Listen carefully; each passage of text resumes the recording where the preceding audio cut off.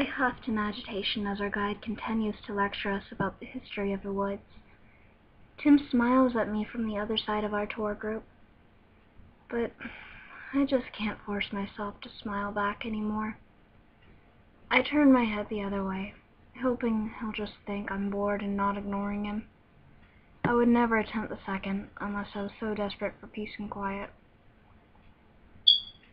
You see, ever since my attack, both the one made by Jeff onto me and the one I inflicted, I found myself slipping deeper and deeper into a dark place.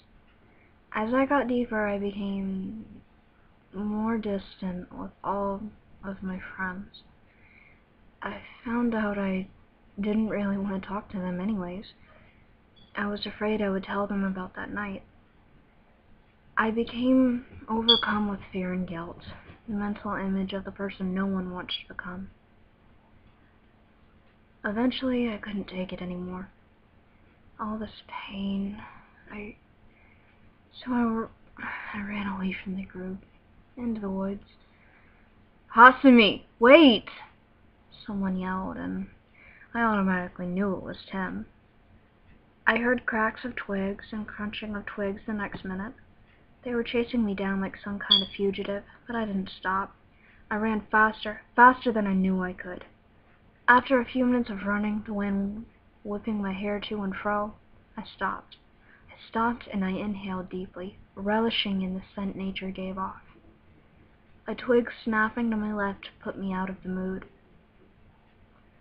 I instantly turned my head, trying to see who was there, but I saw no one. Maybe it was just me. Pushing aside a thought, I started walking, staring straight ahead of me. I refused to look back, or even go back in general. 3 hours I spent in those woods, just walking, until I happened upon a pond that seemed to glisten. It called towards me, and hesitantly I complied. I sat by the pond for a while, running my fingers along the water, teasing little fish that swam up to me.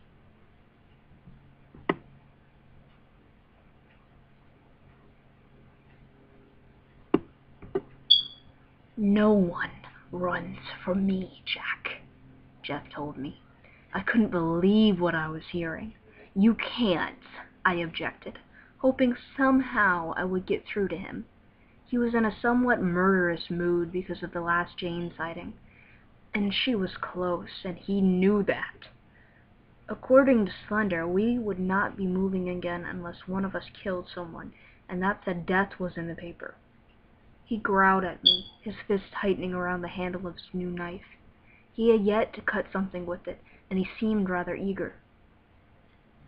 I had a certain confidence, though, one I refused to get rid of. "Jeff," I muttered, putting my hand around his wrist. "You know you can't. You know you're not allowed. Why go through it?" I asked, trying to ease him up a bit. He just got more tense. "You know why, Jack. Do you even need to ask?" he retorted, turning to face me. "Do you know how close to here Jane is?" I could feel his grip tighten on the knife handle. "Yes, actually, I do. That doesn't mean you can just kill someone to get away. We're all behind you, Jeff. Don't you trust us?" I asked him, putting my other hand on his shoulder in a reassuring manner. He eased up slightly, but he still had a firm grip on the knife. Then he said something I thought I would never hear. "Jack," he uttered. I slightly raised my head. "Yes, I'm scared," he finished, looking down a bit. I was surprised to see him drop the knife.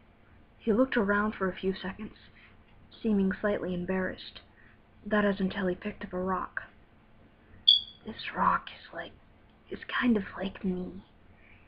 It's hard on the outside, and it's really tough to break. But with the right pressure, it can easily be broken," he said, looking back up at me. For the longest time we stared at each other in dead silence, until he turned around and threw the rock with impressive force at the back of a girl's head. She fell face first into a pond she was kneeling in front of, and the rock plopped onto the ground beside her.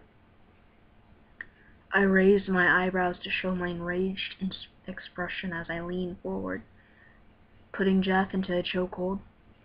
He simply laughed like a maniac.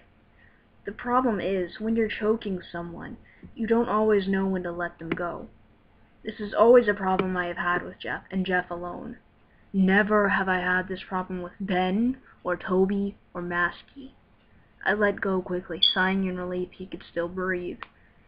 "You're an ass, you know that," I hissed, quickly standing up and running over to the pond. The girl Jeff had hit was just floating there.